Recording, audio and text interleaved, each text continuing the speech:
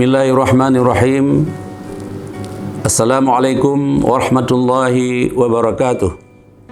Saya Profesor Dr. Haji Warul Walidin AKMA, Rektor UIN Araniri, Kopelma Darussalam, Banda Aceh, mengucapkan selamat kepada Ketua dan segenap jajaran Dewan Mahasiswa UIN Araniri atas penyelenggaraan seminar nasional yang bertema Indonesia sebagai pusat wisata halal dunia, prospek ekonomi wisata halal dalam kebijakan pemerintahan Jokowi pada Kamis 13 Januari 2022 di UIN Araniri. Seminar ini memiliki arti penting dalam rangka penguatan Indonesia sebagai pusat wisata dan ekonomi syariah.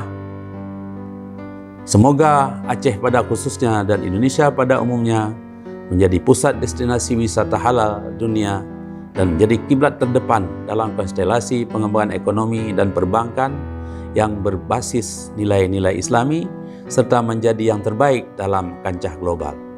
Apresiasi dan terima kasih kepada ananda kami, mahasiswa UIN Araniri tercinta.